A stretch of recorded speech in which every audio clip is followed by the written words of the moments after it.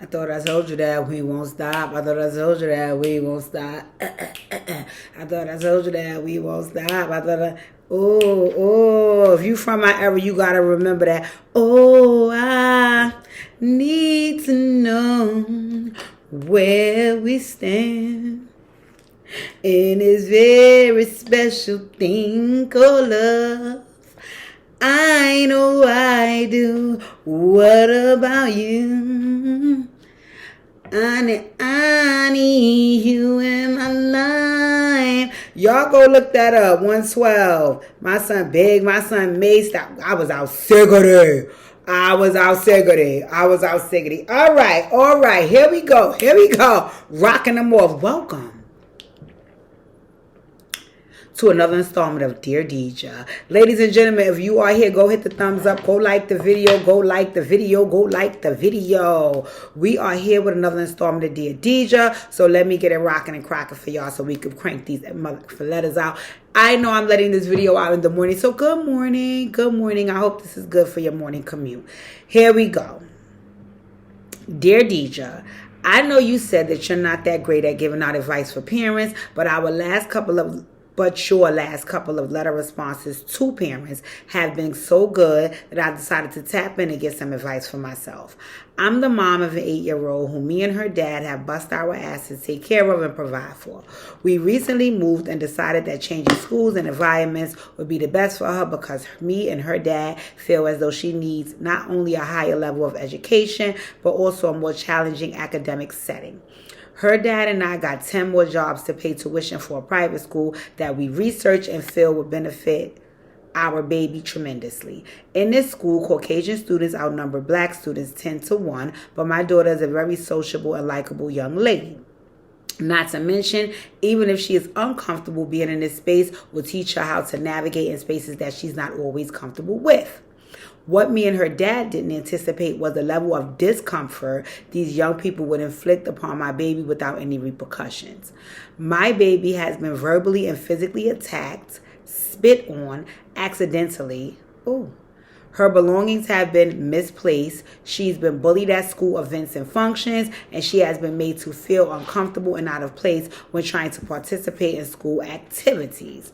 My daughter listed one young lady in particular, and her dad and I requested a meeting with the family, and the school said that they would get back to us. It took them weeks too, and when they finally did, we were told the family is concerned about their safety and would like to have law enforcement and their attorney present for the meeting as well. When I asked the school why would such heavy reinforcements be necessary, the assistant principal shared that the family is apprehensive because they never had to meet with this type of family. That statement burned me up. The only thing these people know about my family is that we're black.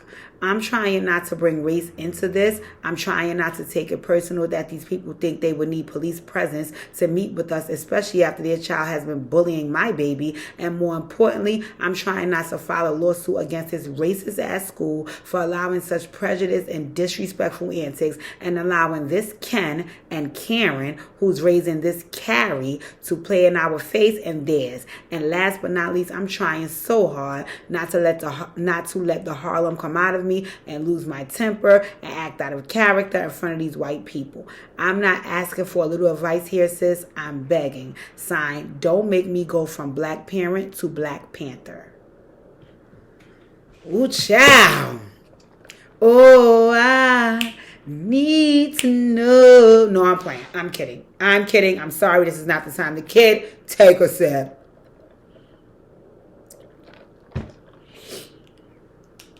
I'm sorry, you guys. My allergies are busting my tailbone, but I'd rather the allergies and not a flu. So if you see me kind of doing a sniffle thing and my nose is itching like crazy, my ears itching, throat itching, whatever. But I'm here. Oh, I need to know. Anywho, okay. This is a serious letter here. So let me put my doggone glasses away because it goes down in a DM, right? First off, Mama Love and Papa Love, let me say that I do love the fact that, you guys are making it your business to challenge your young person academically and, switch environments and put her in one that's more conducive to her, meaning neighborhood wise. I don't know if the academic environment y'all put her in is conducive to her, but we will discuss that, right? Okay, let's heal up, wheel up, bring it back, come rewind, right? It seems as though you may have moved somewhere from Harlem. So wherever you moved to, this private school that you have your young person in, initially you guys lived in Harlem, right? I live in Brooklyn, and from what I know, Harlem is fairly cool. You know, Harlem is... it's fairly cool, but I understand that, again, I don't reside there, and I do also understand that, you know, folks want to change their environment, change the scenery, knowing what they've been through, and I guess from my understanding of the letter, that Harlem is just not the spot where you wanted to raise your young person. Got it. Got it. I understand that, and I actually appreciate that, because I grew up in Brownsville, Brooklyn, and I do not want to raise my young person there, right? And not because it's the worst place in the world per se, but just because I would like to have my young person as well having a different experience than I had coming up, right? So that's commendable. That's commendable. It's commendable that you and dad would, you know, assess this and be able to bust your tailbones to make this happen for your young person. There's two things, right, that I am not clear on, and I want to ask questions about, right? What I think is the beauty of it is you guys made a move early on, which I can appreciate. I don't think waiting, you know, for something to happen or until your young person gets older, because that upbringing is already cemented in them if you wait until they get older. So I think getting on a good foot at that young age could present as a good thing when it's a good experience, right? So let's just say you would have, you know, relocated to a place that really helped your young person. Then it would have been a beautiful thing, right? But the place that you relocated to, and not necessarily the place, the school that you put your young person in, it's not conducive to that young person. So before we get to the school and their antics, before we get to the other family and what you said their antics was, I want to have some conversation about the nurturing of your young person. That was a lot. I'm going to go back and reread what you said that an 8-year-old, your 8-year-old, is enduring, right? So, boom, boom, boom, boom, boom. 1 in the space, boom, boom, boom, boom, boom. My baby has been verbally and physically attacked, spit on accidentally. She's had her belongings misplaced. She's been bullied at school events and functions, and she has been made to feel uncomfortable and out of place when trying to participate in school activities. Now, after that, you proceeded to say that your baby only listed one young lady that could be the culprit of all of these things, which is why you called the meeting. What I would have to say is, Mom and Dad, I think that you guys had a beautiful plan, and I think that you had the right mindset to follow through with the plan. I just think that you guys may have made the wrong decision. And not in a sense of your young person doesn't need a different environment. They do not need to be challenged academically and socially. No, I believe all of that is true. I just think this place that you picked for your young person is not conducive to the young person. It was a bad choice. It was a bad choice. Because number 1 on the list, your baby is 8.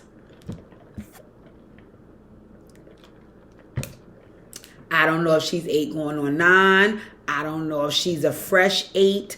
Whatever the situation is, she's 8. She is 8. She's not even a preteen. She's 8.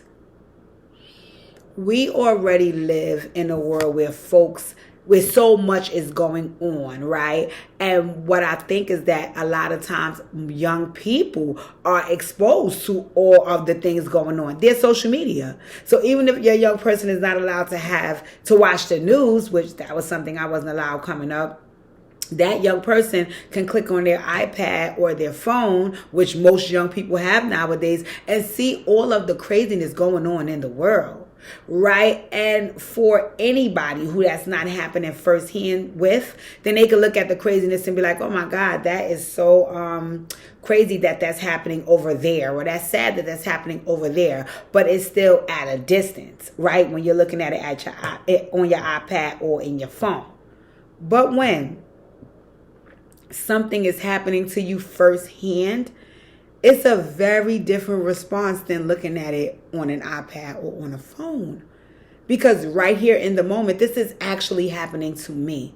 And it's not a good thing, right? And what I don't think is, what I don't think was a good idea was trying to get an 8-year-old to navigate spaces that she would be uncomfortable in outside of the home. We live in a cruel world.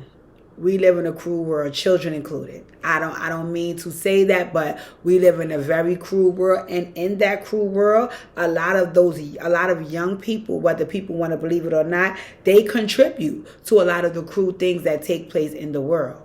So because of that, it's nothing wrong with wanting your young person to have tough skin and to be able to navigate through this cruel world. But I think the mistake you made is thinking that she should be taught that lesson with people who don't give a fuck about her or who don't know her. Right? Now, it would have been different if you'd have been saying, well, you know what?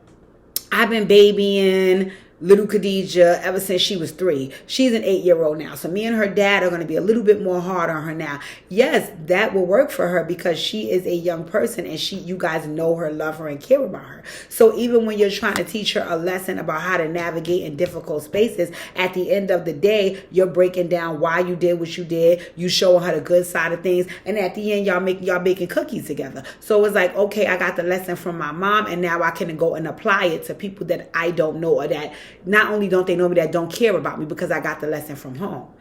But to toss your baby out to the wolves and try to help her get that lesson with these people who obviously don't give a damn about her, that's a little hard for not just a young person, but even a young adult. Even a young adult. So I think, Mama Love, why I'm not taking the responsibility of the bullying off of the other young person and their family and so on and so forth, I think you need to take ownership that you, and I want to say this with compassion, but you set your baby up by putting her in an environment that you could obviously see could not help her at that tender age of 8. The things that you want her to learn, she should have learned from home, from mommy and daddy first, and then put out into the world to navigate how she would utilize what she learned from mommy and daddy. Right? Because again, you guys are her parents who love and care about her and will nurture her. So even when you have to be harsh with her and even when you have to make her uncomfortable, it will still be with love and care because you're mommy and your daddy. But to think that she will receive being mistreated from people that she doesn't know as a lesson, no. The only thing she's receiving from them is trauma. And she would be traumatized moving forward to have to deal with this type of situation and then have to go off into college and have to go off into high school. And it would be like, oh my God, here we go again. So I'm responding like this, which is my back against the wall and I'm coming out swinging. I also don't think it was a good idea to do so because I do not feel like there's any protection or anything in her favor there. So like, I'll give you an example. Let's just say that, okay, you sent her off to the school. You wanted her to get the lesson there. But then I would have even understood if you guys would have said, well, I did it because my nephew or my niece goes there as well. So when she feel like everybody is against her, there's at least a familiar face there for her to feel protected and see how to move in it. There's nobody there. You said that the Caucasian children outnumbered the black children 10-1 there. So I can't imagine that anybody was there in pursuit of protecting your young person. She's 8.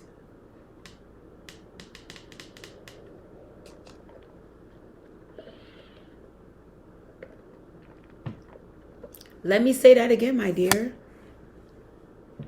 She's 8. So if we were in an Operation Hill 100 Heart session, me, you, and Dad, right? I would like to have some conversation about the both of your upbringing, because it seems like you both were on board with putting this young person in a very, for lack of better word, lack of better words or better terms, dangerous situation. And I don't mean danger in a sense that, oh, you wanted something to happen to your baby. I don't believe that. But you also didn't insulate her with enough protection in that situation. So it is dangerous. It is dangerous, right? Because sending an 8-year-old, first of all, moving an 8-year-old to a neighborhood that she's unfamiliar with, putting an 8-year-old in a school that she's unfamiliar with, leaving her there with nobody who not only looks like her, but nobody who knows her. So those are the two things that factor in. Not only do I not know anybody, I don't even feel the comfort to try to make friends here because nobody looks like me. On top of that, not only do they not look like me, they're making me feel as though they don't like me because they're bullying me, they're spitting on me, they're talking to me crazy, they're fighting me, they're hiding my things from me. I don't get that little mama would assess that as, oh, this is a lesson for me to toughen up. I think she would be traumatized because I'm 8 years old and I've never been in a space where I haven't been liked and loved and treated sweet. And so now I'm here dealing with what I view as fucking monsters. So I'm traumatized. What I noticed in the letter is that you didn't share anything about how you received the information of the things that was happening to your baby and what was some of her reactions on the come home about what happened to her. Like, you didn't say, like, the reason why I know she was getting spit at or verbally abused because when she came home crying and said, you left, I don't want to say conveniently, right? But you left all of that out of the letter and just said that these are the things that's happening to your baby. How do you know? It doesn't sound like this school called and told you. So how do you know? And I'm guessing you know because your baby shared it with you. How? What did she say? How did she tell you about this young lady who she accused of being like maybe the person who spearheads all of the bullying? You know, how did she share that with you? Was she crying? You know, what was some of the things that you and Dad did after you received this information? Because another thing you said was that, you know, after you guys received the information, you went to set up a meeting. The school said they would get back to you and they took some time. Did you still send your daughter to school during that time? If you did, what did you equip her with to be able to deal with and navigate these spaces until you guys had the meeting? Did you keep her home? Did anything in her behaviors change to let you know that she was affected by this? Because see, what's happening here, Panther parents, is that you guys are making the leap. Right? And I do understand why you're making a leap. When it comes to your young person, you're very emotional and, you know, you're very sensitive and so on and so forth. So I understand making the leap, but making the leap means that you start to blame all these other people for what's taking place, when I think you have to scale all the way back and look at some of the things you guys have done or should be doing to make this situation better. Number one, that is not the school for your young person. That's not the school for your young person. That's not the school for your young person.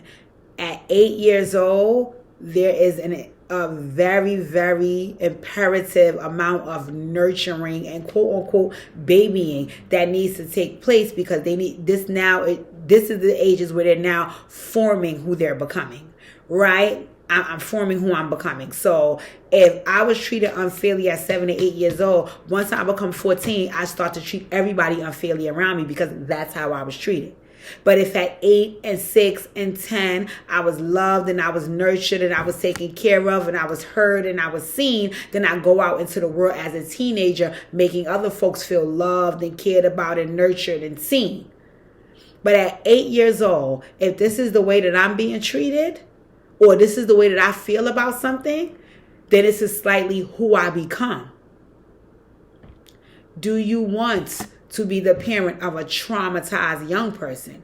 Because I don't know if you guys remember, but Operation Heal 100 Hearts is a trauma-centered support network. And the reason why I came together with that idea to do trauma-centered and trauma-focused work is because that's what a lot of people are. The motto of Operation Heal 100 Hearts is we do not, I still have partners. We do not look at what's happened to you. We do not look at what's wrong with you. We look at what happened to you. And most of the time, folks have been traumatized by things that have happened in their lives, so they're responding a certain way. They are responding through trauma.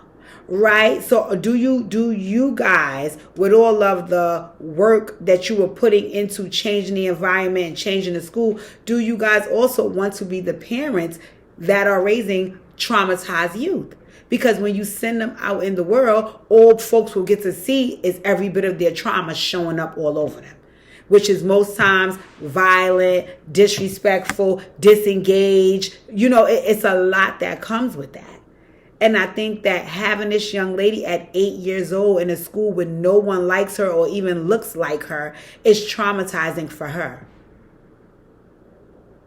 So before we even talk about how she's being treated in this environment, who's the culprit of treating her that way, and what the school is doing to not insulate or protect her, we need to talk about why you are keeping your young person there. She doesn't deserve this torture. She's 8. Let me say this again. She's 8. Right now, I work with, my boss was my boss since 2012. But he left my job in 2016. And he went off to start something new, right? And when he left the staff there, me being one of the staff members, with a staff member who was already there. And he put that staff member in his position. I stayed after he left from 2016 to 2018. Him and I are back now working together from 2018 to now. Shout out Andrew Brown. Love you. One of my favorite bosses in the whole wide world, right? But who he left me with traumatized me. And at that time, how old was I? 2018, I think I was 36, I want to say. I was 36 years old. No, when he left, I was 34. From 34 to 36, I was traumatized. As a 34-year-old, 35-year-old, I was traumatized. It still shows up in some of my behaviors regarding the workplace. And that's me as a 34, 35-year-old. So imagine an 8-year-old.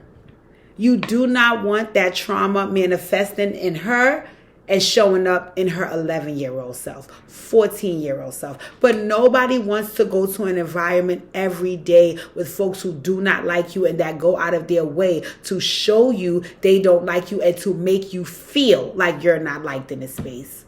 Come on. Spitting, verbal abuse, physical abuse, misplacing my things, making me feel uncomfortable at activities and events, making me feel out of place. I already look out of place. I'm damn near the only black kid here.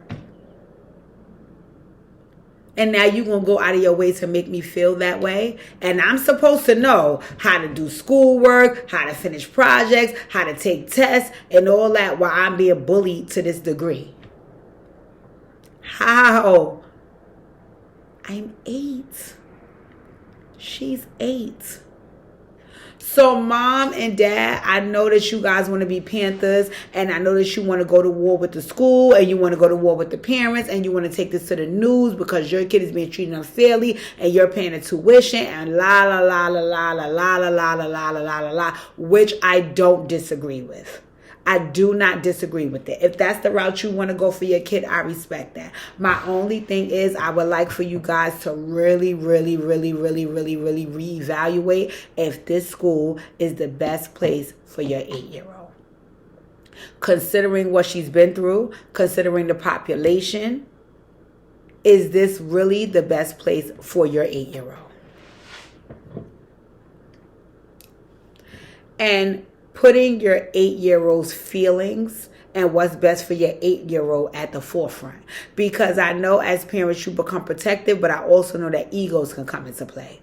So it can be, oh, I'm not letting these white people run me out of here. Oh, I'm not letting them think that we don't belong in these spaces. Oh, I'm not letting them think it's okay to bully my baby. Oh, I'm not. I get all of that. I get all of that. My only thing is having that fight would be about you. It wouldn't be about your 8-year-old baby. And what needs to happen right now is everything needs to be about her, because this is a lot that she's been through. What's the top? What is the length? Has it been since September? Is this like her second year here? Like, how long has she had to endure this? This is a lot of trauma for an 8-year-old. She's 8.